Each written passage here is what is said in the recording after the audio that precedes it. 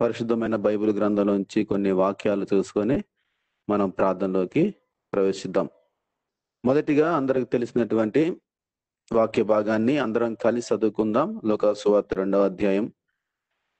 లూకాసు సువార్త 2వ అధ్యాయం 10, 11 వచనాలు అందరము కలిసి చదువుకుందాం. ఎవరి స్థలంలో వారు బైబిల్ ఓపెన్ చేసి నాతో కలిసి చదవవలసిందిగా మనం చేస్తా ఉన్నాం. లూకాసు సువార్త 2వ అధ్యాయం 10, 11 వచనాలు. అయితే ఆ దూత, భయపడకుడి, ఇదిగో ప్రజలందరికీ కలగబోవు మహా సంతోషకరమైన సువర్తమానం నేను మీకు తెలియజేయుచున్నాను. దావీదు పట్టణమందు నేడు రక్షకుడు మీ కొరకు పుట్టి ఉన్నాడు. ఈయన ప్రభువైన క్రీస్తు. ప్రభు సహాయం కొరకు ఆయన వైపు చూద్దాం. ప్రార్థనలో ఏకీభవిద్దాం.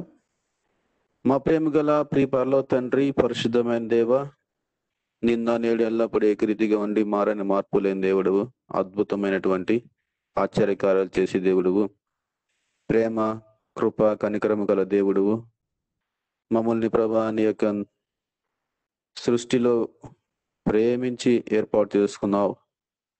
మమ్మల్ని ఈ లోకములో ప్రభా ఏర్పాటు చేసుకుని ప్రత్యేకించినావు. మా కొరకు శిలువలో ప్రాణం పెట్టి చనిపోయి తిరిగి లేచినావు.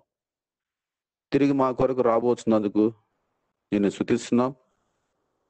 ఈ నిరీక్షణ భూమి మీద మాకు దయచేసినందుకు వందనాలు ప్రభా. ఈరోజు అయోగ్య దాసుని, ఏమాత్రం యోగ్యత లేని వాడిని నన్ను నీ సిలువ చాటును మరుగుపరిచి నీ మాటలు నీవే మాకు తెలియచేస్తున్నాను ప్రార్థన చేస్తూ, నెట్వర్క్ ప్రాబ్లమ్స్ను ప్రభా మీరు బంధిస్తున్నాం.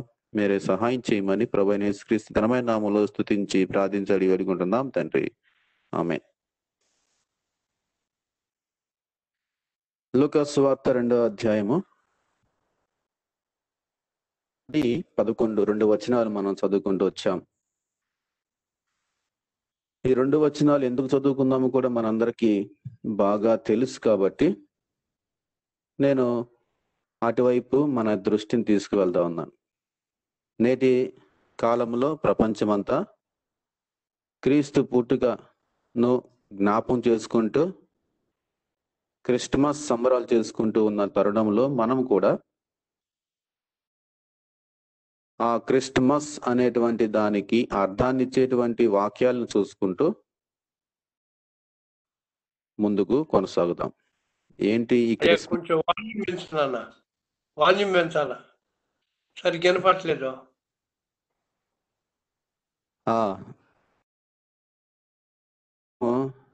లూకాసు సువార్త 2:10, 11 ప్రకారం ఏంటి ఈ లోకానికి దేవుడు ఇచ్చినటువంటి ఆ శుభవార్త, సంతోషకరమైన శుభవార్త అనేది మనం చూద్దాం. ఇది ఓకే నాకు? కొంచెం ఏమైనా పెరిగిందా వాయిస్?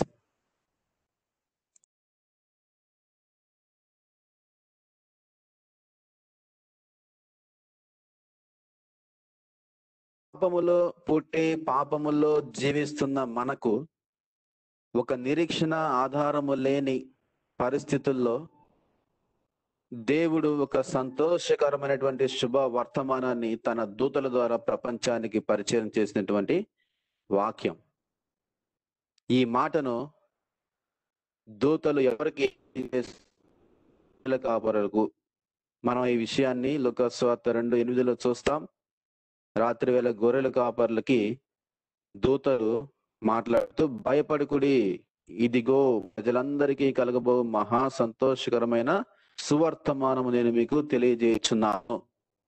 సంతోషకరమైన సువార్తమానము అంటే అప్పటి వారికి ప్రజల జీవితాల్లో సంతోషము లేదు, ఆనందము లేదు, అంతా భయమే, దుఃఖమే, మనోవికారం, ఒక నిరీక్షణ లేదు, రక్షణ లేదు, ఆశ లేదు, హృదయంలో సంతోషం లేని జీవితాలు జీవిస్తూ ఉన్న తరుణంలో దేవుడు పాపం బట్టి నశించిపోతున్న మానవుణ్ణి ప్రేమించి మన కొరకు తన ప్రాణం పెట్టి మనల్ని తన బిడ్డలుగా చేసుకోవడానికి ఈ లోకానికి రావటమే మనకి సంతోషకరమైన శుభవర్తమానం. అదేంటంటే దావీదు పట్టణమందు నేడు రక్షకుడు మీ కొరకు పుట్టి ఉన్నాడు, ఈయన ప్రభువైన క్రీస్తు. రక్షకుడు మన కోసం పుట్టి ఉన్నాడు, ఈయనే ప్రభు అయిన క్రీస్తు. ప్రభువు అని ఎవరిని అంటాం? పరిపాలన చేసే వాళ్ళని, రాజుని. అది రాజ్యం ఎవరైతే అధికారంలో ఉంటారో వాళ్ళని ప్రభువు అంటారు. కనుక ఈ ప్రభు అయిన క్రీస్తు మన కోసం రక్షకుడిగా ఈ లోకంలో పుట్టి ఉన్నాడని ఒక సంతోషకరమైన శుభవర్తమానాన్ని ఆనాడు దేవదూతలు గొర్రెల కాపరులకు తెలియజేస్తూ వచ్చారు. మరొకటి చూసుకుంటే మత్తయి సువార్త 2వ అధ్యాయం మనకు తెలిసిందే. మత్తయి సువార్త 2వ అధ్యాయము 2వ వచనాన్ని మీరందరూ చూడవలసిందిగా మనవి చేస్తున్నా, నేను చదువుతున్నాను. యూదుల రాజుగా పుట్టినవాడు ఎక్కడ ఉన్నాడు? తూర్పు దిక్కున మేము ఆయన నక్షత్రము చూచి ఆయనను పూజింప వచ్చితిమని చెప్పిరి. ఇక్కడ యూదుల రాజుగా పుట్టినవాడు ఎక్కడ ఉన్నాడని తూర్పు దేశం నుంచి వచ్చిన ఆ జ్ఞానులు మాట్లాడుతూ ఉంటాం మనం గమనిస్తా ఉన్నాం. అంటే ఈ జ్ఞానులకు ఎవరు చెప్పారు యేసుక్రీస్తు ప్రభు రాజుగా యూదుల రాజుగా పుట్టారు అని? ఇక్కడే అర్థమవుతుంది వాళ్ళు ఎవరని చెప్తుంది బైబిల్ అంటే జ్ఞానులు అని చెప్తుంది. అంటే జ్ఞానం కలిగిన వారు కాబట్టి వారికి దేవుడు తెలియజేశాడు. ఎలా తెలియజేశారంటే వీళ్ళు బైబిల్ని చదువుతారు, ధర్మశాస్త్రాన్ని వారు చదువుతూ దాంట్లో ఏముందో చూస్తూ ఉన్నారు కాబట్టి వారికి తెలిసింది. మీ అందరు ఒకసారి మీకా గ్రంథానికి రండి. మీకా గ్రంథంలో 5వ అధ్యాయము త్వరగా తీసిన వారు ఒకరు చదవండి. మీకా 5వ అధ్యాయం 2వ వచనం. మీకా 5:2. బెత్లెహేము ఎఫ్రతా యూదా వారి కుటుంబములలో నీవు స్వల్ప గ్రామమైనను నా కొరకు ఇశ్రాయేలీయులను ఏలబోవాడు నీలో నుండి వచ్చును. పురాతన కాలము మొదలుకొని శాశ్వత కాలము ఆయన ప్రత్యక్షమగుచుండెను. ఈ జ్ఞానులు ధర్మశాస్త్రాన్ని చదివేవాళ్ళు, పాటించేవాళ్ళు, దేవుని యందు భయభక్తులు కలిగినవారు. అసలు జ్ఞానులు అంటే ఏంటి? బైబిల్ మనకు చెప్తా ఉంది యెహోవా యందు భయభక్తులు కలిగి ఉండటమే జ్ఞానం. కనుక యెహోవా ధర్మశాస్త్రాన్ని చదివి ఆయనకి భయభక్తులు కలిగి ఆయన ఎడల విధేయత చూపిస్తూ ఉన్నటువంటి వీరిని బైబిల్ మనకి జ్ఞానులుగా పరిచయం చేస్తా ఉంది. ఇప్పుడు మనం కూడా ఆయన వాక్యానికి భయపడి ఆయన ఉపదేశాలని అనుసరించినట్లయితే మనం కూడా దేవుని దృష్టిలో జ్ఞానులమే.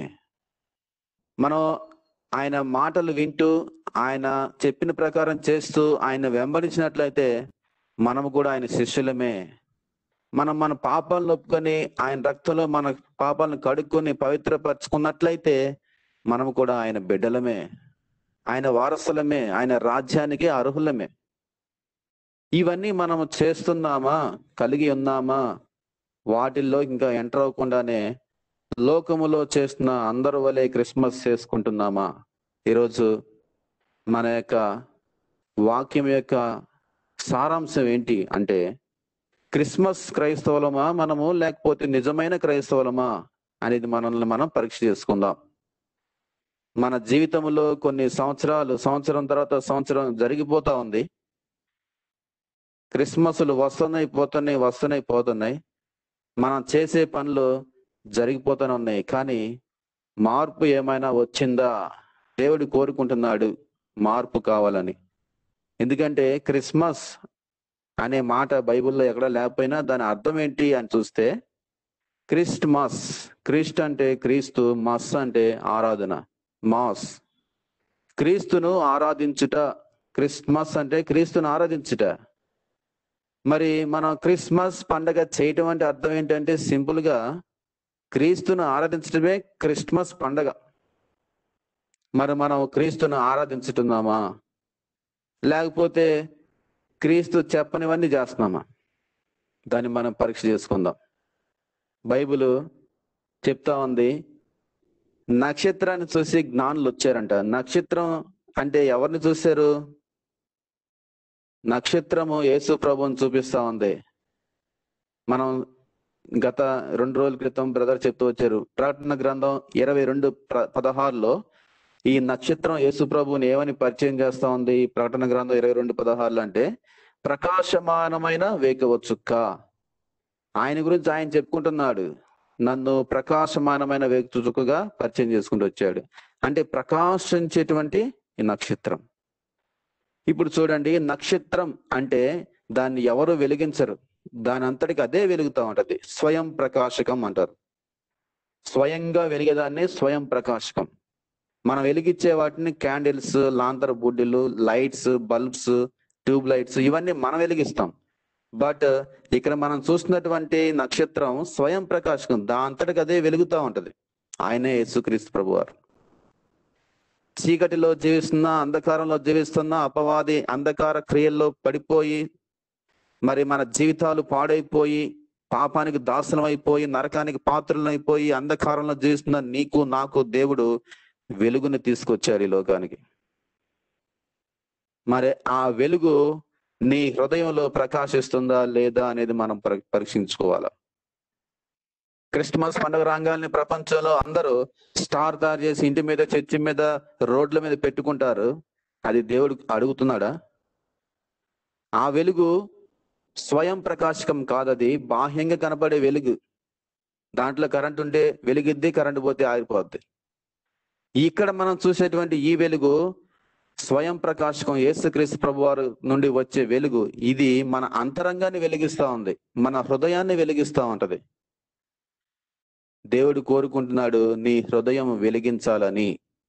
మరి మనం మన హృదయాన్ని వెలిగిస్తున్నామా? బాహ్యంగా ఉన్నటువంటి చర్చిల్లో మీద, ఇంటి మీద, రోడ్డు పక్కన ఉండే చర్చిల్లో ఉన్నటువంటి సొంతంగా మనం తయారు చేసుకుని, మన హస్తాలతో తయారు చేసుకుని పెట్టుకుంటున్నటువంటి స్టార్ని వెలిగిస్తున్నామా? పరీక్ష చేసుకుందాం.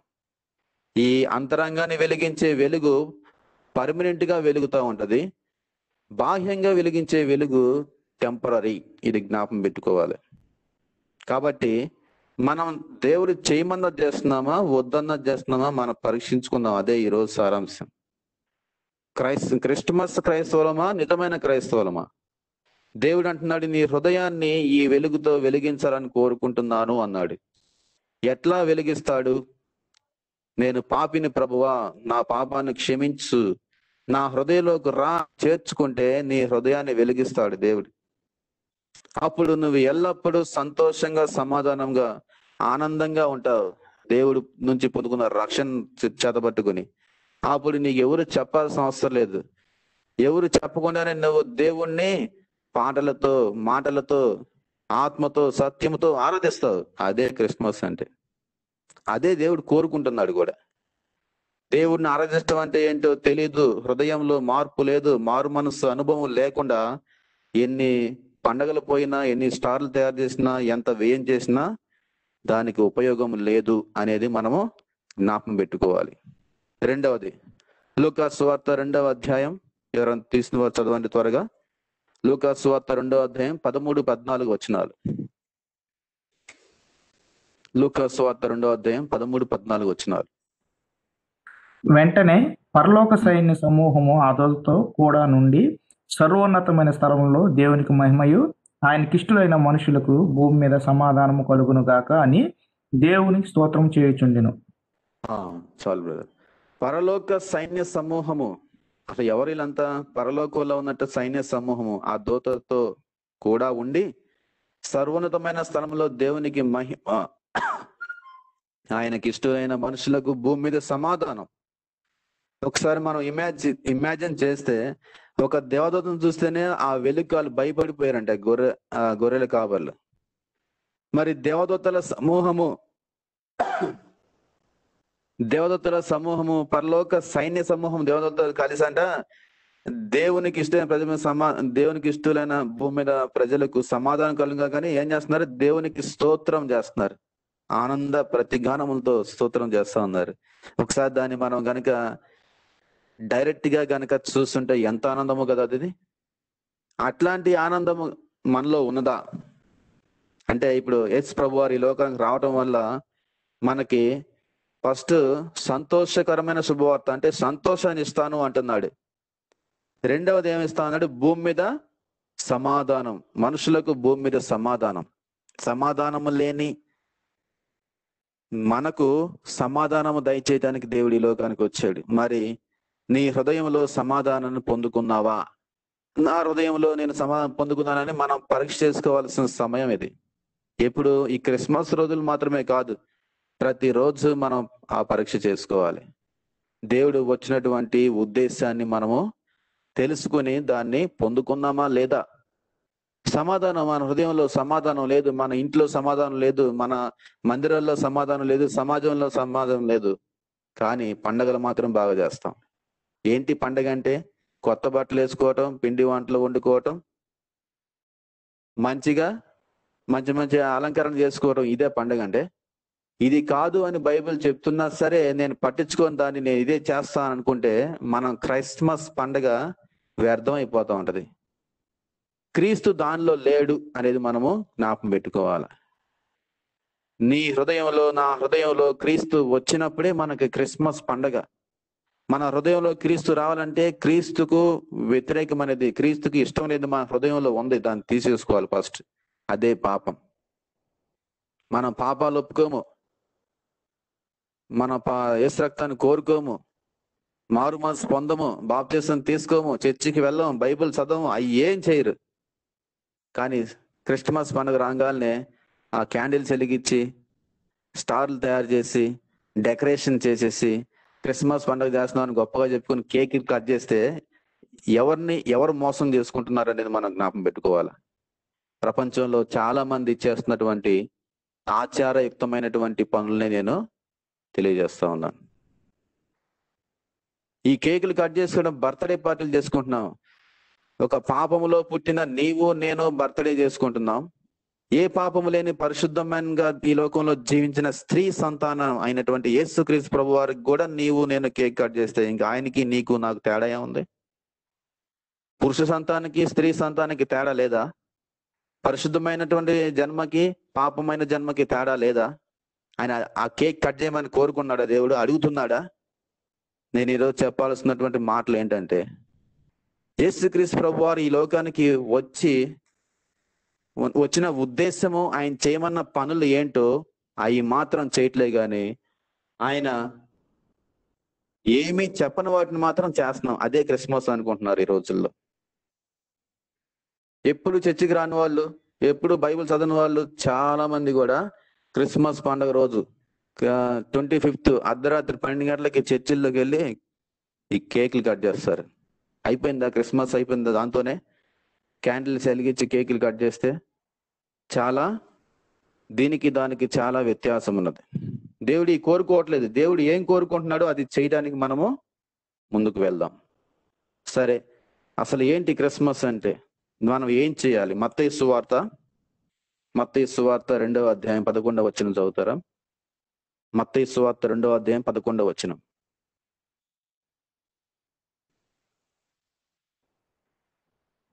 ఇంటిలోనికి వచ్చి తల్లి అయిన మరియు ఆ శిశువును చూసి సాగిలపడి ఆయనను పూజించి తమ పెట్టెలు విప్పి బంగారమును సాంబ్రాణిని బోళమును కానుకలుగా ఆయనకు సమర్పించిరి.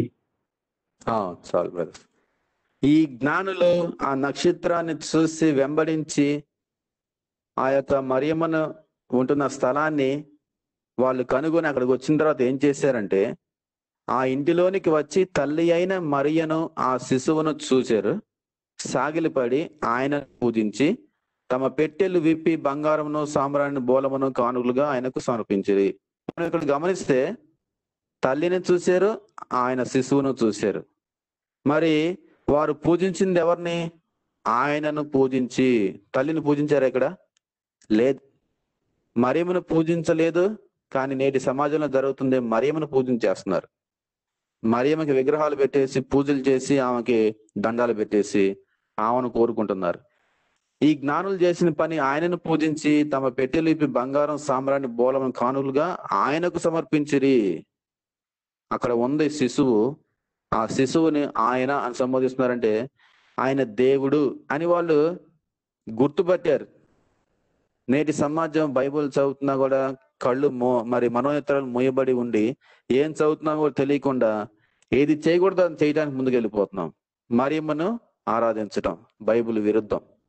అయితే వీరు ఏం చేశారు? ఏం అర్పించారు?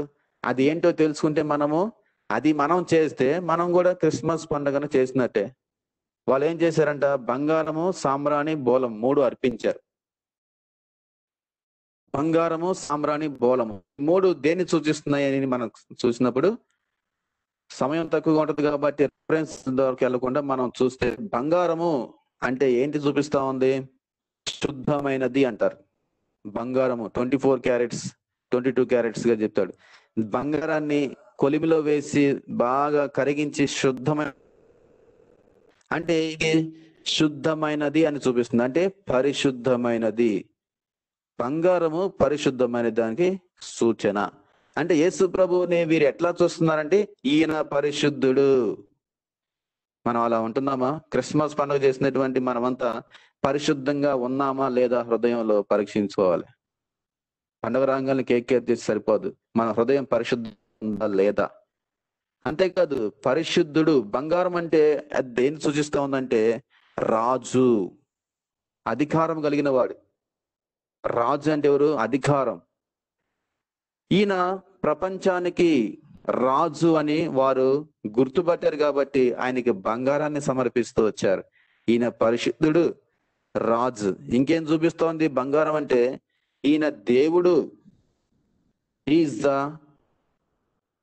గాడ్, ఈజ్ ద కింగ్ అనేసి పరిశుద్ధమైన దేవుడు అనే దాన్ని చూపిస్తా ఉంది. అందుకనే ఈ జ్ఞానులు దాన్ని గుర్తుపట్టారు కాబట్టి ఈయన పరలోకం నుంచి వచ్చిన దేవుని కుమారుడు, పరిశుద్ధుడు, రాజ్యాన్ని పరిపాలన చేయబోయేవాడు అని చెప్పేసి ఆయనకి బంగారాన్ని సమర్పిస్తూ వచ్చారు. మరి ఎప్పుడైనా మనము అట్లాంటి పరిశుద్ధమైన హృదయం కలిగి ఆయన ఆరాధిస్తే మనము కూడా ఆ జ్ఞానుల్లాగా ఆయనకి బంగారం సమర్పించిన వారు అవుతాం. దాన్ని గుర్తుపట్టేమా మనం పరిశుద్ధుడని, రాజు అని, దేవుడని? ఆయనకి ఇవ్వాల్సినటువంటి ప్రాధాన్యత మనం ఇచ్చామా? అది మనం పరీక్షించుకోవాలి. రెండవది చూసినప్పుడు సాంబ్రాణి అని చూపిస్తా ఉంది. ఏంటి సాంబ్రాణి అంటే? ఇది సాంబ్రానికి అర్థము శిలువ యాగం ద్వారా విమోచన. సాంబ్రాణి వేస్తే పొగ వస్తూ ఉంటది, అది దేని చూపిస్తామనంటే యాగం, శిలువ యాగం ద్వారా ఎఫెసీ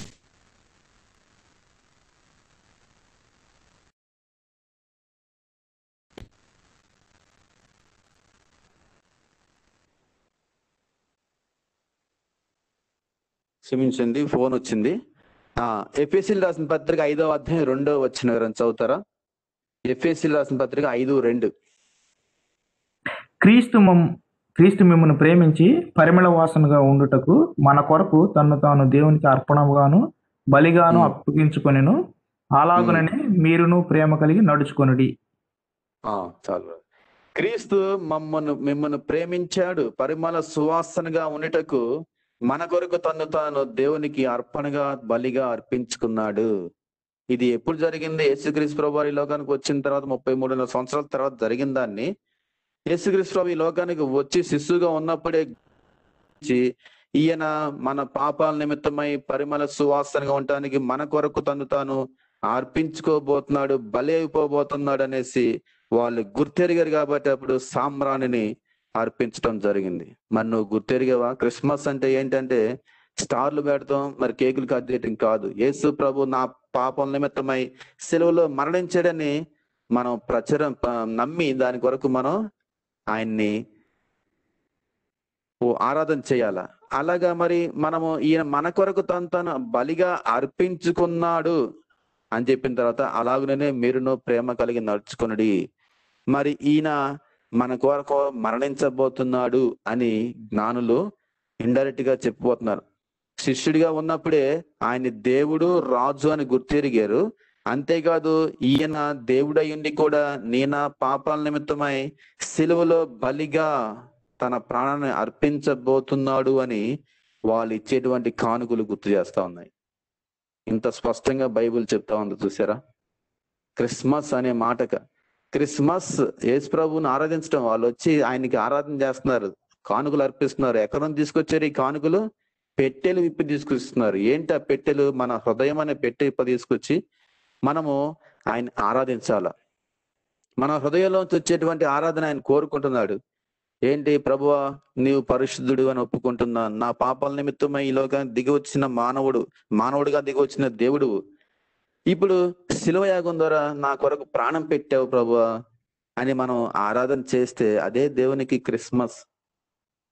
మరి మూడోది చూద్దామా? మూడవది అక్కడ బోళాన్ని చూపిస్తా ఉంది. బోళము ఏంటి? ఈ బోళమునకు అర్థం ఏంటి అంటే ఇది పునరుద్ధానాన్ని చూపిస్తా ఉంది. బోళము పునరుద్ధానం. యోహాను సువార్త 19:39 చదువుదామా? యోహాను 19:39.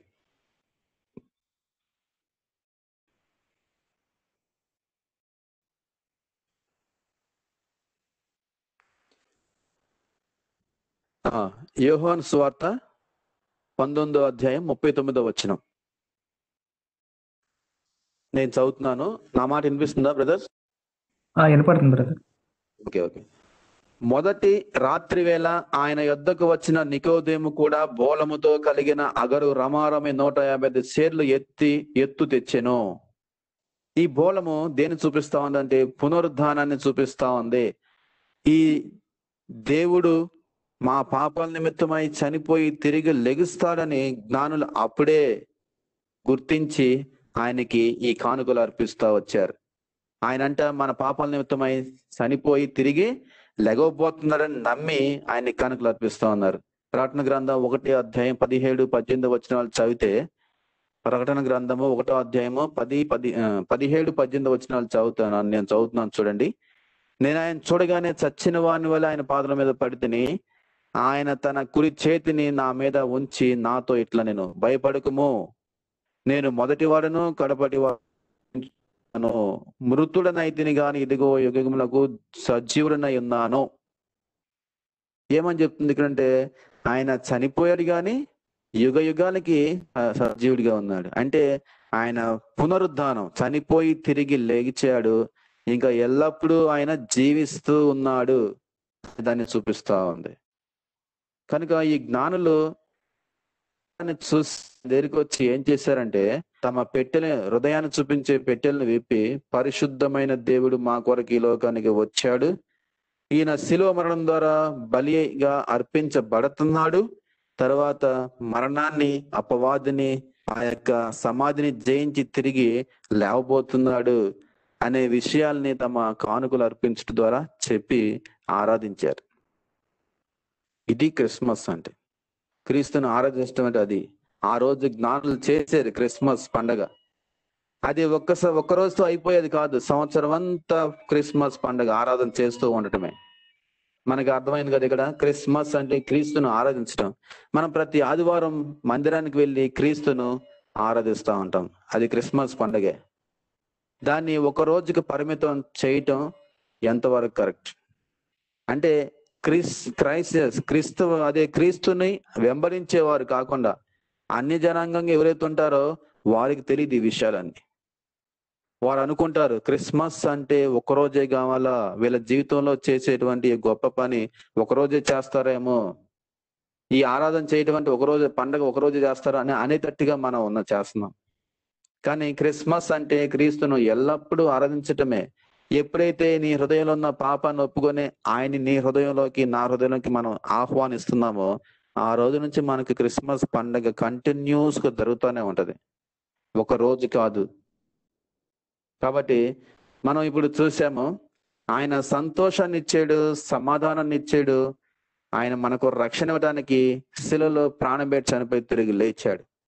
ఇది క్రిస్మస్, అంతేనా? మళ్ళీ ఇంకొకటి చూద్దామా? లూకా సువార్త 1వ అధ్యాయము. ఎందుకు ఈ విషయాన్ని చూపిస్తున్నాం అంటే, ఈ యొక్క లోకానికి యేసు ప్రభు వారిని పరిచయం చేయడానికి దేవుడు ఎవరిని వాడుకున్నారు అంటే మరియమ్మను వాడుకున్నారు. ఇక్కడ లూకా సువార్త 1వ అధ్యాయం 42-49 వరకు ఒకసారి మనం చూసినప్పుడు, స్త్రీలలో నీవు ఆశీర్వదించబడిన దానవు, నీ గర్భ ఫలమును ఆశీర్వదించబడును, నా ప్రభువు తల్లి నా యొద్దకు వచ్చుట నాకు ఎలాగో ప్రాప్తించెను, ఇదిగో నీ శుభవచనము నా చెవిని పడగానే నా గర్భంలో శిశువు ఆనందంతో గంతులు వేసెను. ఇక్కడ ఈ విషయాలు ఎవరు మాట్లాడుతున్నారు? నా ప్రభువు తల్లి నా యొద్దకు వచ్చెను. మరియమ్మని గురించి మాట్లాడుతా ఉంది. మరియమ్మ ఏమంటుందంట? 46వ వచనంలో చూస్తే, మరియ ఇట్లా, నేను నా ప్రాణము ప్రభువును ఘనపరచుచున్నది, ఆయన తన దాసురాలి దీన స్థితిని కటాక్షించెను, నా ఆత్మ నా రక్షకుడైన దేవుని యందు ఆనందించెను. ఈ మాటలు ఎవరు మాట్లాడుతున్నారంటే మరియమ్మ మాట్లాడుతుంది. ఎవరి గురించి అంటే, తనకు అనబోయేటువంటి శిశువుని, ఆ శిశువుని ఏమంటుంది? ప్రభువు అంటుంది. రెండవది, ఆ ప్రభువుకి పుట్టబోయే శిశువుకి ఈమె ఏమవుతుందంట? దాసురాలు. ఆయన తన దాసురాలి దీనస్థితిని కటాక్షించెను. ఇంకేమంటుంది ఆ శిశువుని? నా ఆత్మ నా రక్షకుడైన దేవుని యందు ఆనందించెను. రక్షకుడిగా చూస్తుంది. అంతేకాదు సర్వశక్తిమంతుడు నాకు గొప్ప కార్యాలు చేశాడు, ఇది మొదలుకొని అన్ని తరముల వారు నన్ను ధన్యురాలు అంటారు అని చెప్తుంది. మరియం తల్లి తన సొంత నోటితో మాట్లాడుతున్న మాటలు మనం వింటున్నాం. నన్ను అందరూ ఏమంటారని రోజు బైబిల్లో రాసి పెట్టి ఉంటుందంటే, ధన్యురాలు, మరియ ధన్యురాలు. మనం ఈ రోజు మరియని దేవతగా చేసేసారు చాలా మంది. దేవుడు ఒక్కడే, రక్షకుడు ఒక్కడే అని బైబిల్ చెప్తోంది, మనం నమ్ముతున్నాం. అయినా కూడా మరియమ్మను ఒక ధన్యురాలుగా చూడకుండా, ఆశ్రయించబడిన స్త్రీగా చూడకుండా ఆమెను కూడా దేవతను చేసి పడేశారు. బైబిల్ ఏం చెప్తుందో దాన్ని చేయటమే నిజమైన క్రిస్మస్. అలా ఇకపోతే క్రిస్మస్ పండుగల్ని ప్రపంచంలో మరి నాన్ క్రిస్టియన్స్ ఎవరైతే మరి యేసు ప్రభువుని నమ్మని క్రిస్టియన్స్ కాని వారు ఉంటారో వాళ్ళందరికీ ఏం తెలియదు. క్రిస్మస్ అంటే ఏం తెలుసు అంటే వారికి క్రిస్మస్ తాత అంటే ఎవరైనా Shanta class, Christmas tree, candles, stars, colour bubbles, మరి కేకులు, డాన్సులు ఇవన్నీ చూస్తుంటే ఇవే క్రిస్మస్ అనుకుంటారు. ఎందుకంటే మీరు ఎక్కడైనా గమనించండి, క్రిస్మస్ రోజుల్లో చూస్తే షాపింగ్ మాల్స్ అన్నిటిలో శాంతా క్లాస్ ఫోటోలు పెట్టుంటాయి. ఎవరైనా అంటే క్రిస్మస్ తాత. అలా వాళ్ళెందుకు? మన క్రైస్తవుల్లో చూసినా సరే చాలా మంది క్రిస్మస్ తాతనే పెట్టుకుని సెమీ క్రిస్మస్లు, మినీ క్రిస్మస్లు చేస్తా ఉంటారు. ఎక్కడి నుంచి వచ్చాడు ఈ క్రిస్మస్ తాత? బైబుల్లో ఎక్కడైనా రాసి పెట్టి ఉంచారు ఈయన గురించి అంటే ఎక్కడ కనపడదు క్రిస్మస్ తాత గురించి. మరి ఎందుకు క్రిస్మస్ అనే పండగ రాగాల్ని ఈయన గుర్తొస్తున్నాడు? చూసారా, బైబుల్లో ఎక్కడ లేని దాన్ని మనం చేస్తున్నాం, బైబుల్లో ఉన్నదాన్ని చేయట్లా. క్రిస్మస్ లో క్రీస్తు ఉన్నాడు, క్రీస్తును చూపించట్లా మనం ప్రపంచానికి, క్రీస్తు ప్రేమను చూపించట్లా, క్రిస్మస్ తాతను చూపిస్తున్నాం. ఎవరి క్రిస్మస్ తాత అని చూస్తే డెన్మార్క్ దేశంలో 1500 సంవత్సరాల్లో 15వ సెంచరీలో సెయింట్ నికోలస్ అనేటువంటి ఒక భక్తుడు ఉండేవాడు. ఆయన్నే క్రిస్మస్ తాతను చేసి పడేసారు వీళ్ళంతా. ఆయన పెట్టుకోలే పేరు, నేను క్రిస్మస్ తాతనని ఆయన ఎప్పుడు అనుకోలేదు, ఆయన పెట్టుకోలే పేరు. మన వాళ్ళందరూ చేసి పడేసారు, ఆయన క్రిస్మస్ తాతను చేసేసారు. ఎందుకు చేశారు అంటే ఆయన ఒక బిషప్, కేథలిక్ బిషప్, మరియు వాళ్ళ అమ్మ ఒక భక్తి పర్రాలు. అలాంటి ఒక తల్లిదండ్రులకు పుట్టిన ఆయన యేసుక్రీస్తు ప్రభువుని నమ్ముకుని రక్షణ పొందాడు. ఆయన ఏమి తెలుసుకున్నాడంటే యోహాను సువార్త 3వ అధ్యాయం 16వ వచనం ప్రకారం, యోహాను సువార్త మనకు అందరికి తెలిసిన మాట కదా, యోహాను సువార్త 3:16 ఏముంది అక్కడ అంటే, దేవుడు లోకమును ఎంతో ప్రేమించెను కాగా ఆయన తన అద్వితీయ కుమారునిగా పుట్టిన వాని యందు విశ్వాసముంచు ప్రతి వాడు నశ్యము నిత్యం పొందినట్లు ఆయనను అనుగ్రహించెను. దేవుడు మనందరిని ప్రేమించాడు కాబట్టి తండ్రి అయిన దేవుడు కుమారుడైన దేవుడిని మనకి అనుగ్రహించాడు. అదే దేవుడు మనకు పంపించినటువంటి బహుమానం. దీన్ని ఈ క్రిస్మస్ ఎవరైతే సెయింట్ నికోలస్ ఉన్నారో ఆయన దీన్ని అర్థం చేస్తున్నాడు. ప్రపంచానికి యేసుక్రీస్తు ప్రభువారు బహుమానంగా పంపబడ్డాడు. తండ్రి అయిన దేవుడు మనకు గిఫ్ట్ ఇచ్చాడు, రక్షణ కొరకు ఇచ్చాడు, మన పాపాల క్షమాపణ కొరకు ఇచ్చాడు. మనం ఆయనతో పాటు ఎల్లప్పుడూ జీవించాలని దాని కొరకు ఇచ్చాడని ఆయన గుర్తుపట్టి ఆయన ఒక గిఫ్ట్ గా చూశాడు. కనుక ఆయన నమ్ముకున్నాడు, భక్తిపరుడైనటువంటి మనుషులుగా ఉన్నాడు. అలాంటి సమయంలో ఆయన ఆయన నివసించే ప్రాంతంలో ఒక పేద కుటుంబం ఉందంట. ఆ పేద కుటుంబంలో ఒక మనుషుడికి 3 కుమార్తెలు ఉన్నారు. ఈ 3 కుమార్తెలని వివాహం చేయడానికి, పోషించడానికి ఆయన దగ్గర డబ్బులు లేవు, కష్టమైపోతుంది. అప్పుడు ఆయన ఏం చేశాడంటే ఆ పిల్లల్ని అమ్మబోయాడంట. పెళ్లి చేయలేక, డబ్బులు లేక, వాళ్ళని పోషించలేక ఆ 3 కుమార్తెల్ని అమ్మేయబోయాడు. ఇది తెలుసుకున్నటువంటి ఈయన ఏం చేశాడంటే, లోకానికి క్రీస్తు మనకి ఒక గిఫ్ట్ గా బహుమానంగా పంపబడ్డాడు, మనం అదే మనకి సంతోషమైనటువంటి వార్త. మీరు ఆ సంతోషాన్ని పొందుకోలేదు, నాకు సాధ్యమైనంత వరకు నేను మీకు సహాయం చేస్తానని చెప్పేసి వారికి తెలియకుండా అర్ధరాత్రి వాళ్ళ ఇంటికి వెళ్ళి ఒక సంచిలో బంగారపు నాణ్యాలను తీసుకెళ్లి వాళ్ళ ఇంట్లో పెట్టొచ్చాడు. బహుమానం గిఫ్ట్ గా ఇచ్చొచ్చాడు. ఎందుకు ఇచ్చాడు అదంటే వాళ్ళ అవసరాలు తీరుతాయని. ఆ అవసరం ఎంతవరకు? భూమి మీద ఉన్న కొంతకాలం వరకే. ఆయన ఇచ్చిన గిఫ్ట్ దేవుని యొక్క ప్రేమను చూపిస్తుంది. దేవుడు ఏం చెప్పాడు? ఆయన మన కొరకు తను అప్పగించుకున్నాడు. మీరు కూడా అలాంటి ప్రేమను చూపించని బైబిల్ మనం చదివాం ఇప్పుడు ఎఫెసీ 5:2లో. అట్లాగా ఇక్కడ ఆయన ప్రేమను భూమి మీద చూపిస్తున్నాడు అంతే. అట్లాగా ఆ బంగారు నాణేలను వాళ్ళ ఇంట్లో పెట్టి వెళ్ళిపోయాడు కనపడకుండా. తెల్లారిన చూస్తే వాళ్ళు అది చూసి మాకు దేవుడు ఇచ్చాడు అన్నట్టుగా ఒక బహుమానంగా చూస్తూ వచ్చారు. ఇది ఇచ్చింది ఎవరంటే దేవుడు నమ్ముకున్న ఒక మనుషుడే. ఎందుకు ఇచ్చాడంటే దేవుడు ఇట్లా చేశాడు, ప్రేమించాడు, తన బిడ్డలను ప్రేమించమని సహాయం చేయమని చెప్పాడు కనుక చేశాడు. దాంతో మొదలైంది ఇక క్రిస్మస్ అర్థమే మారిపోయింది. అక్కడ యేసుక్రీస్తు ప్రభు వారిని దేవుడు మన పాపాలను క్షమాపణ కొరకు బహుమానంగా పంపించాడు అంతే. ఈయన చేసింది ఏంటంటే శరీర అవసరాలు తీర్చడానికి చిన్న బహుమానంగా ఇచ్చాడు గిఫ్ట్.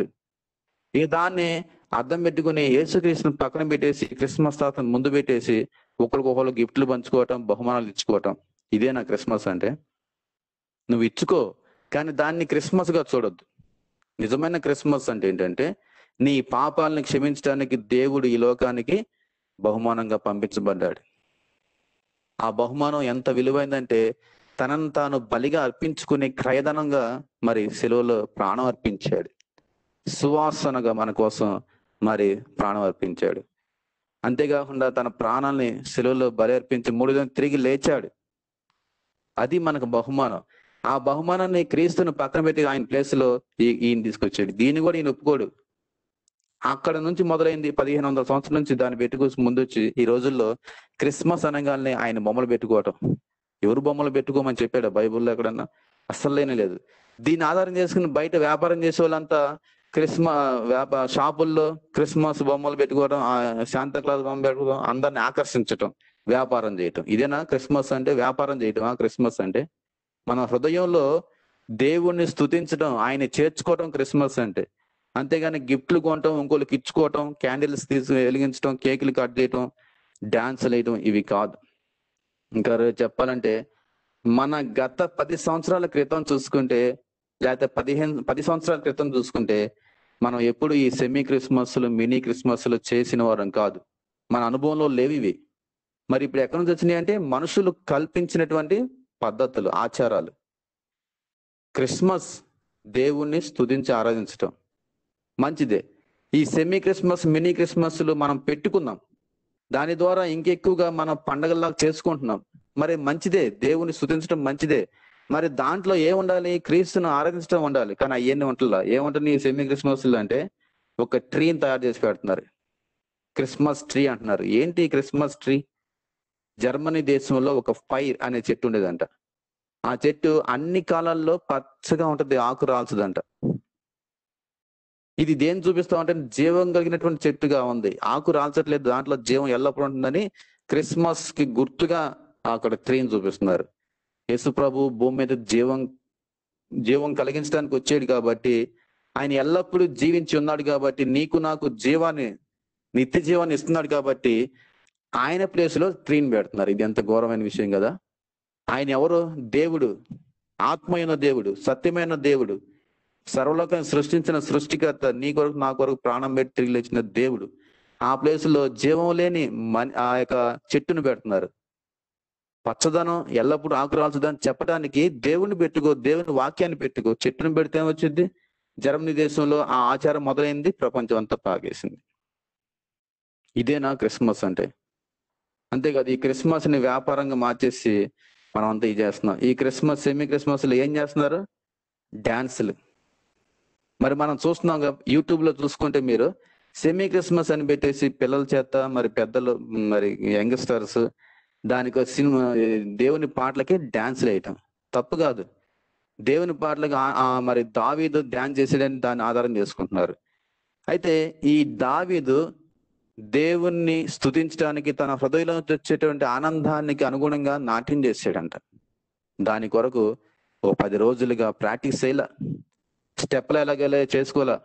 ఈరోజు డాన్స్ వేయడానికి ప్రాక్టీస్ నేర్పించడం, స్టెప్పులు, ఇవన్నీ ఆర్టిఫిషియల్. ఇది గుర్తుపెట్టుకోవాలి మనం. ఇవన్నీ ఆర్టిఫిషియల్ గా వచ్చే డాన్సులు. కానీ దేవుడు కోరుకునేది అది కాదు, హృదయపూర్వకంగా వచ్చేది కావాలని కోరుకుంటున్నాడు. నేర్చుకుని చేసుకునేది కాదు దేవుడికి కావాల్సింది. ఈ పిల్లలు ఈ ఈ క్రిస్మస్ పాటలకి డాన్సులు వేయమని పిల్లలకు నేర్పిస్తే వాళ్ళు రాబోయే రోజుల్లో అదే నేర్చుకుంటారు. వాళ్ళ హృదయంలోకి దేవుడు రాడు ఇక ఈ పాటలే. ఆ పాటలకు డాన్సులు ఎలా ఉంటాయి? సినిమా పాటలకు వేసినట్టుగా వేస్తున్నారు డాన్సులు, గ్రూప్ డాన్సులు, బ్రేక్ డాన్సులు. మనం చూస్తూనే ఉన్నాం ఇవన్నీ. ఇదంతా చూసినప్పుడు అన్య జనులు ఈ క్రిస్మస్ వేడుకల్లో పిల్లలు వేసే డాన్సులు చూస్తుంటే యేసుప్రభు నమ్ముకుంటారా? సినిమా పాటలు డాన్సులు, మ్యూజిక్ వస్తే ఎవరైనా ఊగిపోతారు డాన్సులు వేయడానికి. అది పిల్లలకు నేర్పిస్తే మనం రాబోయే రోజుల్లో పిల్లలు వాటికి అలవాటైపోతారు. కానీ క్రీస్తును ఆరాధించడం అంటే ఏంటి, వాక్యం ఏం చెప్తుంది, సత్యం ఏంటి, ఇవన్నీ మర్చిపోతారు. అవేనా మనం చెప్పాల్సింది క్రిస్మస్ లో? ఏం చేయాలి మనం క్రిస్మస్ అంటే? దేవుణ్ణి తెలుసుకుని ఆయన్ని ఎందుకు పాప క్షమాపణ పొంది రక్షణ పొందాలా, అనేక మందిని దేవుని వైపు తిప్పాల. అది నిజమైన క్రిస్మస్. దేవుడు చేయమన్నాడు, నువ్వు చేస్తున్నావా? చూద్దాం రండి. దానియేలు గ్రంథం ఎవరైనా ఒక చదువుతారా? దానియేలు గ్రంథం 12వ అధ్యాయం. దానియేలు గ్రంథం 12వ అధ్యాయం 2వ వచనం,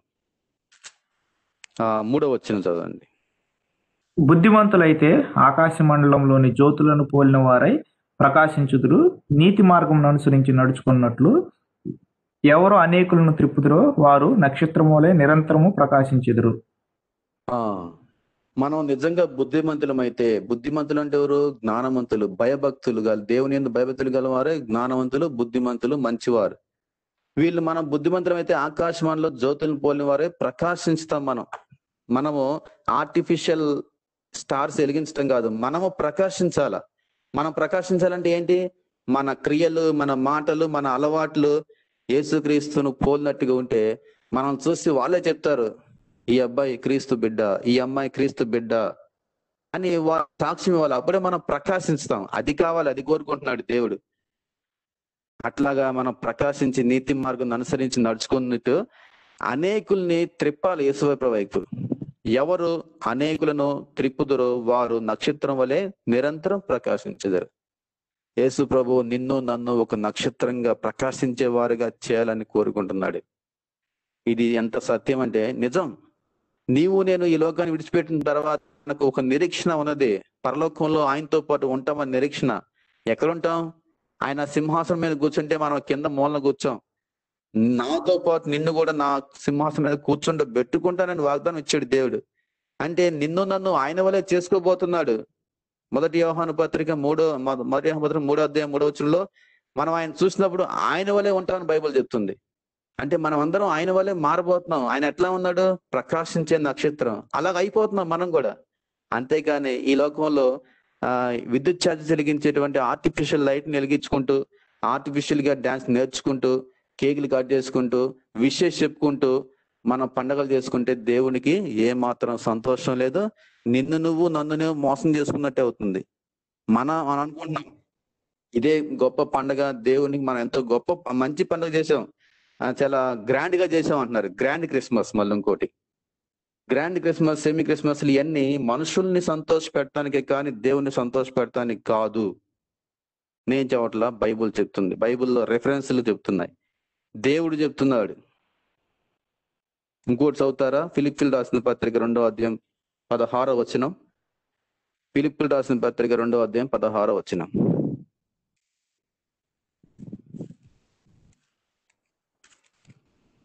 అట్టి జనము మధ్యను మీరు జీవవాక్యమును చేత పట్టుకుని లోకముందు జ్యోతుల వలె కనపడుచున్నారు. అందువలన నేను లోకమందు జ్యోతుల వలె మనం కనపడాలంట. ఎట్లా కనపడతాం జ్యోతుల వలె అంటే? జీవవాక్యాన్ని చేత పట్టుకున్నప్పుడే. జీవం కలిగిన దేవుని వాక్యాన్ని చేత పట్టుకోవడం అంటే ఆయన వాక్యాన్ని మన హృదయంలో ఉంచుకోవాలి. నేను పాపం చేయకుండా ఉన్నట్లు నా హృదయంలో నీ వాక్యాన్ని ఉంచుకుంటానని దావీదు చెప్పిన ప్రకారంగా మనం మన హృదయంలో దేవుని వాక్యాన్ని ఉంచుకొని దేవుడు చేసిన పనిని చేస్తూ ప్రపంచాన్ని ఆయన వైపు తిప్పటమే నిజమైన క్రిస్మస్. అలాగా నేను ఉంటున్నామా? పరీక్ష చేసుకుందామా? అంతేకాని ప్రపంచంలో అందరు చేసినట్లుగా స్టేజీలు కట్టి లైట్లు పెట్టి ఫంక్షన్లు చేస్తే సరిపోదు. మీకు ఒక సందర్భం చెప్పాలనుకుంటున్నాను. అన్ని ఊర్లో జరుగుతున్నట్టు మా ఊర్లో కూడా జరుగుతున్న సందర్భమే అది. ఎప్పుడు చర్చికి రాని వాళ్ళు, బైబుల్ చదవని వాళ్ళు క్రిస్మస్ రాగానే స్టార్లు తయారు చేస్తారు. స్టార్లు తయారు చేసి వాళ్ళ పనులకి మానుకొని వాళ్ళ డబ్బులు ఖర్చు పెట్టి ప్రయాసపడి స్టార్ తయారు చేసి తీసుకెళ్లి చర్చి దగ్గర పెడతారు. దాని చుట్టూ లైటింగ్ పెడతారు, ఆ రోడ్ల మీద లైట్లు పెడతారు, చర్చి చుట్టూ పెయింటింగ్ వేసి చర్చి మీద లైట్లు పెడతాడు. ఆ తర్వాత చర్చికి చుట్టూ క్యాండిల్స్ వెలిగిస్తారు. అలాగ చేసి సెమీ క్రిస్మస్ పండుగలు చేస్తున్నారు. అప్పుడు అక్కడ చూస్తుంటే ఎలా ఉంటుందంటే మెరిసిపోతా ఉంటాయి లైట్లు, స్టార్ మెరిసిపోతా ఉంటది, రోడ్డు బారుకి లైట్లు ఉంటాయి. వీళ్ళంతా కొత్త బట్టలు వేసుకుంటారు. ఇవన్నీ చూసి ఏం జరిగిందో తెలుసా? ఆ రోజు అక్కడ వాక్యం చెప్పేటువంటి పాస్టర్ అన్న మాట నేను విన్నాను కాబట్టి చెప్తున్నా. మన వాళ్ళు ఈ మండలంలోనే అతి పెద్ద 2వ పెద్ద స్టార్ తయారు చేశారని చెప్తున్నాడు వాక్యం చెప్తాడు. మన ఊరి గ్రామ ప్రజలు మన మండలంలో ఇది 2వ పెద్ద స్టార్, ఇన్ని అడుగులు ఉందని చెప్తున్నాడు. అంతేకాదు ఈ పండుగ మనం చాలా గ్రాండ్ గా జరుపుకుంటున్నాం అని చెప్తున్నారు. వీళ్ళంతా సంతోషిస్తున్నారు. ఇక్కడ కష్టపడి దీన్ని తయారు చేసే వాళ్ళని నేను అభినందిస్తున్నానని చెప్తున్నాడు. ఇదేనా క్రిస్మస్ అంటే? ఆ పాస్టరే వాళ్ళని అట్లా తప్పుదో పట్టిస్తే వాళ్ళు రక్షణ పొందుతారా? తప్పు పిల్లలది కాదు, చేసిన వాళ్ళది కాదు. వాక్యం చెప్పి ప్రభు వైపు నడిపించాల్సిన వాళ్ళే ఇలాగా తయారు చేస్తే ఎట్లా రక్షణ పొందుతారు? ఇంకా మంచి స్టార్ట్ చేశారు మీరు. వాళ్ళ గురించి మళ్ళీ ఎప్పుడు చర్చికి రారని తెలుసు, ఆయనకు కూడా తెలుసు. వాళ్ళకి రక్షణ పొందాలి, పాపాలు ఒప్పుకోవాలి, ప్రభు రక్తంలో కడగబడాలి, బాప్తిసం తీసుకోవాలి, మారు మనసు పొందాలి, ప్రభు రాజ్యానికి సిద్ధపడాలి. ఈ మాటలు ఎప్పుడు చెప్పకుండా మంచిగా చేశారు మీరు, గ్రాండ్ గా చేశారు అని చెప్తే ఊరు మొత్తం భోజనం పెడితే క్రిస్మస్ పండుగ, ఒకరికొకరు గిఫ్ట్లు ఇచ్చుకుంటే పండుగ కాదు. ఇవన్నీ దేవుడు కోరుకోవటం లేదు అనేది మనం జ్ఞాపకం పెట్టుకోవాలి. మళ్ళీ నేను చూశాను కాబట్టి మరో ఇంకో విషయం చెప్తున్నా. ఆ పండుగల రోజుల్లో ఏం చేస్తారంటే మైకుల్లో ఉదయం నుంచి సాయంత్రం దాకా మైకు పాటలు పాడతారు, వాక్యం చెప్తారు, అంతా అయిపోద్ది. అప్పుడు దాకా చర్చికి వెళ్ళరు.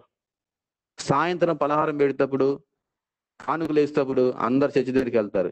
అప్పుడు పండగ రోజు గొప్పగా ఉండటం కోసం ఏం చేస్తారంటే వీళ్ళు పొలంలో పండిన డబ్బులు తీసుకెళ్ళి, లేకపోతే వడ్లు తీసుకెళ్ళి, లేకపోతే డబ్బులు తీసుకెళ్ళి అక్కడ కానుకలు ఇచ్చినప్పుడు ఆ చర్చి పాస్టర్ ఏం చేస్తాడంటే ఇదిగో పలానా ఈయన అని పేరు మైక్ లో చెప్తాడు. పలానా సహోదరుడు, పలానా సహోదరి ఇంత తీసుకొచ్చి 516 ఇచ్చారు, ఆ వడ్డు బస్తా ఇచ్చారు, అవి ఇచ్చారు అని ప్రచారం చేస్తున్నాడు. అంటే మనుషుల్ని గొప్ప చేయటం. ఇది దేన్ని సూచిస్తా ఉంది? దీన్ని చూసి అరే అతను అది ఇచ్చాడురా, ఇతను ఇది ఇచ్చాడురా, నేను ఇపోతే ఇతను ఇంకోటి ఇస్తున్నాడు. అట్లా వాళ్ళని ఈ విధంగా గొప్ప చేసి వాళ్ళ దగ్గర డబ్బులు తీసుకోవడం లాగా ఉందా? బైబిల్ ఏం చెప్తుంది? నీ కుడి చేతితో ఇచ్చేది నీ ఎడమ చేతికి తెలియకూడదు అని చెప్తుంది బైబిల్. నీ హృదయంలో మార్పు లేకుండా నువ్వు ₹1 కూడా ఇవ్వద్దని భక్సింగ్ గారు చెప్పాడు.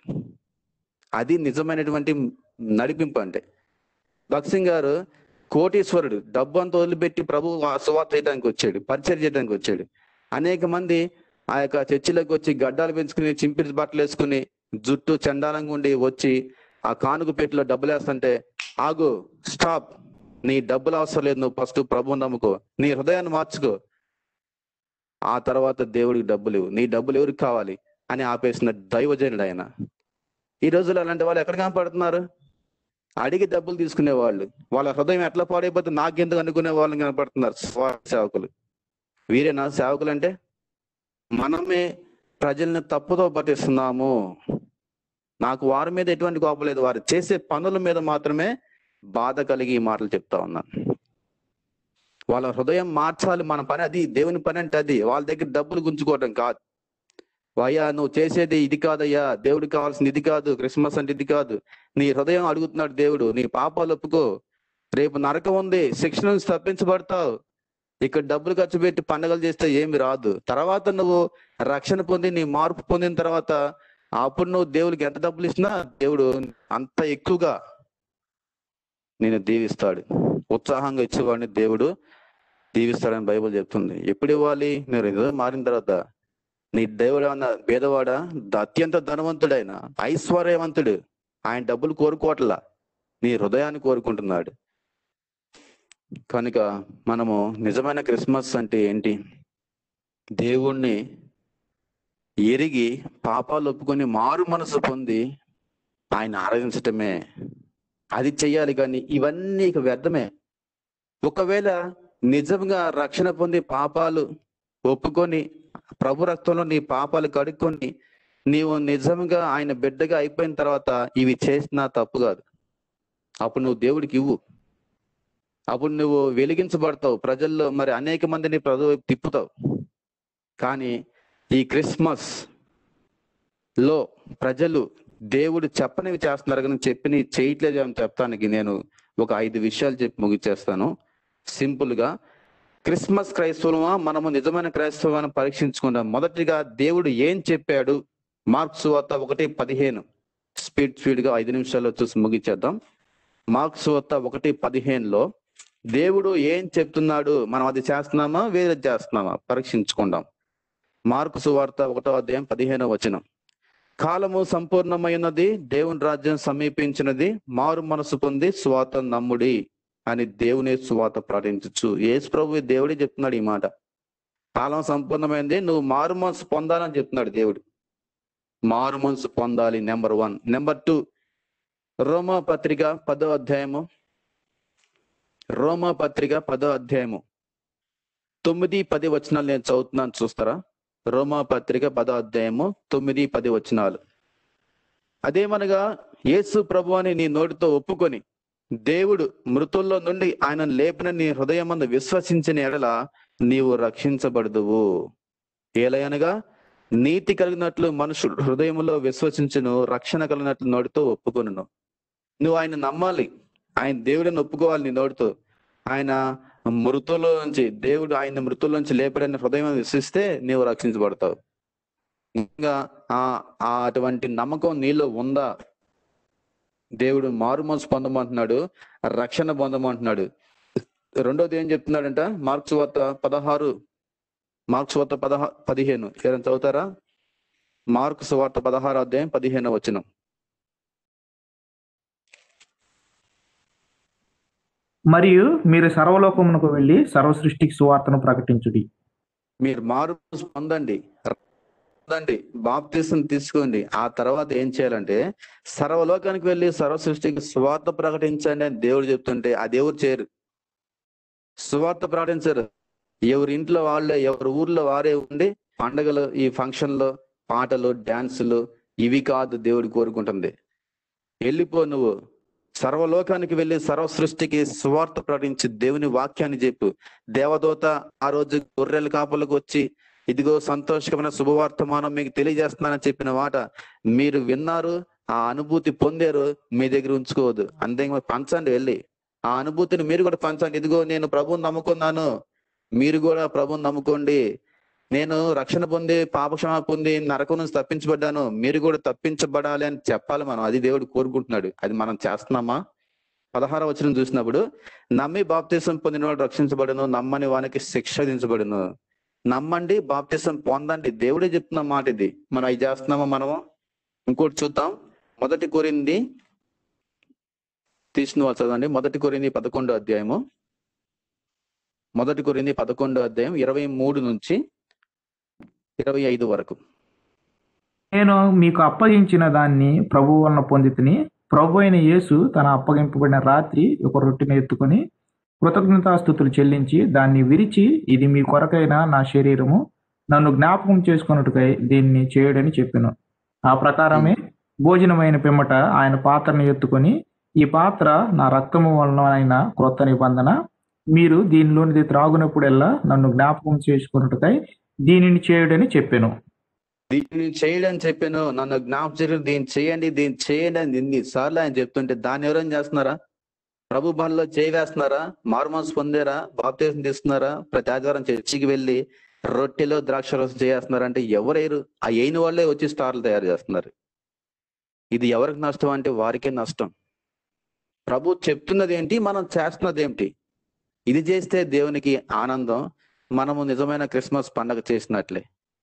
ఆయన ఏం చెప్తున్నాడు? ఇది నేను మీకు దీనిని విరిచి, ఇది మీ కొరకైన నా శరీరం, నన్ను జ్ఞాపకం చేసుకుంటే దీన్ని చేయుడి అని చెప్తున్నాడు. ఆ ప్రకారమే భోజనం పిమ్మట నన్ను ఆ పాత్రను ఎత్తుకొని, ఈ పాత్ర నా రక్తం వల్ల క్రొత్త నిబంధన, మీరు దీనిలో త్రాగునప్పుడల్లా నన్ను జ్ఞాపకం చేస్తూ దీన్ని చేయుడి. ఇన్ని మాటలు ఆయన చేయమని చెప్తుంటే ఆ బలలో చెయ్యి వేయడానికి మాత్రం ముందుకు రారు, బాప్తిసం పొందడానికి ముందుకు రారు, మారుమనసు పొందడానికి ముందుకు రారు, బైబిల్ చదవటానికి రారు. ఇవన్నీ పక్కన పెట్టేసి ఆ వద్దన్నటువంటి దాన్ని, క్రిస్మస్ ట్రీని, క్రిస్మస్ స్టార్ని, శాంతా క్లాజ్ని ఈ ముందు పెట్టుకుని డాన్స్లు వేసుకుంటూ కేకులు కట్ చేసుకుంటే ఇది నిజమైన క్రిస్మస్ కాదు అని దేవుడు మనతో మాట్లాడుతూ ఉన్నాడు. ఇంకేం చెప్తున్నాడు దేవుడు, ఏం చేయమంటున్నాడు? మత్తయి సువార్త 7వ అధ్యాయం, మత్తయి సువార్త 7:21 చదువుతారా? ప్రభువా ప్రభువా అని నన్ను పిలుచు ప్రతివాడును పరలోక రాజ్యమును ప్రవేశింపుడు గాని పరలోకమందున్న నా తండ్రి చిత్త ప్రకారం చేయవాడే ప్రవేశించును. ఆయన ఏం చేయమంటున్నాడంటే తండ్రి దేవుని చిత్తాన్ని చేయమంటున్నాడు. దేవుడి చిత్తం ఏంటి? పరిశుద్ధంగా జీవించడం దేవుని చిత్తం. మొదటి దశలోని పత్రిక 3వ అధ్యాయంలో మనం చూస్తాం. దేవుని పరిశుద్ధంగా జీవించాలి, దేవుడు చెప్పినట్లుగా పాపక్షమాపణ పొందాలి, దేవుడు చెప్పినట్లుగా ఆయన ఆరాధించాలి, ఆయన బలలో చేయాలి, ఆయన స్వార్థ ప్రకటించాలి. ఇదే కదా దేవుడు చెప్తుంది. ఇవి చేయకుండా మిగతా అన్ని చేస్తే మనం దేవుడికి మనం చేసేది నువ్వెవరువో నాకు తెలియదు అంటాడంట. ఏమంటారా? ఆ తర్వాత 22వ వచనంలో ఉంది, ఆ దినమందు అనేకులు నన్ను చూసి ప్రభువా ప్రభువా మేము నీ నామమున ప్రవచింపలేదా, నీ నామమున దయ్యములను వెళ్ళగొట్టలేదా, నీ నామమున అనేకులమైన అద్భుతాలు చేయలేదా అని చెప్పినప్పుడు నేను మిమ్మల్ని ఎన్నడూను ఎరుగను, అక్రమం చేయ వాళ్ళ నా యొద్ద నుండి పొండి. ఎవరు చెప్తున్నారు ఈ మాట? యేసు ప్రభువు వారు చెప్తున్నారు. నువ్వు అద్భుతాలు చేసినంత మాత్రాన, ఆ దయ్యాలను పోగొట్టినంత మాత్రాన నీ యందు దేవుడు సంతోషించాడు. దేవుని చిత్తాన్ని చెయ్యి. అది దేవుని చిత్తమా కాదా ఎరిగి చెయ్యి. అనేక మందికి సువార్త ప్రకటించి ఆయన వైపు తిప్పడం దేవుని చిత్తం. అది చెయ్యమని దేవుడు కోరుకుంటున్నాడు. అది చేస్తున్నామా మనం? ఫైనల్ గా ఇంకొక వచనం చూసుకుని ముగించుకుందాం. యోహాను సువార్త 4వ అధ్యాయం. యోహాను సువార్త 4వ అధ్యాయం 23-24 వచనాలు చదువుతారు బ్రదర్. యోహాను 4:23-24. అయితే యథార్థముగా ఆరాధించువారు ఆత్మతోనూ సత్యముతోనూ తండ్రిని ఆరాధించు కాలం వచ్చుచున్నది, అది ఇప్పుడును వచ్చే ఉన్నది. తన్ను ఆరాధించువారు అట్టివారే కావాలని తండ్రి కోరుచున్నాడు. దేవుడు ఆత్మ గనుక ఆయనను ఆరాధించువారు ఆత్మతోనూ సత్యముతోనూ ఆరాధింపవలెనెను. దేవుడు కోరుకుంటున్నాడు, అట్లాంటి వాళ్ళు కావాలని చూస్తున్నాడు. ఆత్మతో సత్యంతో ఆరాధించే వారి కోసం దేవుడు చూస్తున్నాడు, కానీ డాన్స్లు వేసే వారి కోసం దేవుడు చూస్తల్లా. ఆర్టిఫిషియల్ లైట్లు వెలిగించే వారి కోసం దేవుడు చూస్తల్లా. నీ హృదయంలో నిజమైన వెలుగు వెలిగించబడిందా అని దేవుడు చూస్తా ఉన్నాడు. నేను ఆత్మను కనుక నన్ను ఆత్మతో సత్యంతో ఆరాధించాలి అని దేవుడు కోరుకుంటుంటే మనం ఆరాధిస్తున్నామా? ఆరాధించడమే క్రిస్మస్ అని మనం ఫస్ట్ లో చూసాం. క్రీస్తును ఆరాధించట క్రిస్మస్.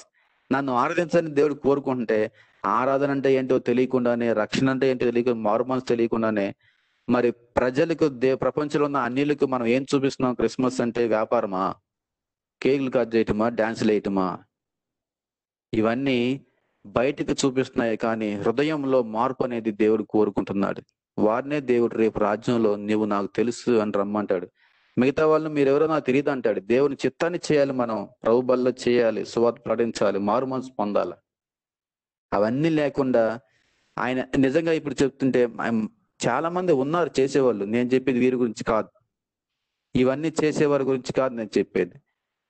నేను క్రైస్తవుని చెప్పుకుంటూ నామకార్థంగా జీవిస్తూ అనేక వేల మంది ప్రపంచంలో నేటి సమాజంలో ఈ రక్షణ పొందకుండా, ప్రభు సువార్త నమ్మకుండా, ఆయన బలలో చేవేయకుండా, దేవుని చిత్తాన్ని చేయకుండా, ఆయన ఆరాధించకుండా ఇవన్నీ చేసే వారి గురించి మాత్రమే నేను చెప్తున్నాను. అలాంటి వారు రక్షణ పొందాలని దేవుడు కోరుకుంటున్నాడు. ఒకవేళ మనం ఆ గుంపులో ఉన్నామా, ఈ గుంపులో ఉన్నామా? క్రిస్మస్ క్రైస్తవులమా, నిజమైన క్రైస్తవులమా? దేవుణ్ణి ఆరాధించే వారమా? దేవుణ్ణి మరి ఆయన ప్రకటించే వారంగా ఉన్నామా? అనేక మందిని ఆయన వైపు తిప్పే వారంగా ఉన్నామా, లేమా? పరీక్ష చేసుకున్నాం. అలాగా దేవుడు మనకి సహాయం చేయనుగాక. ఆమేన్.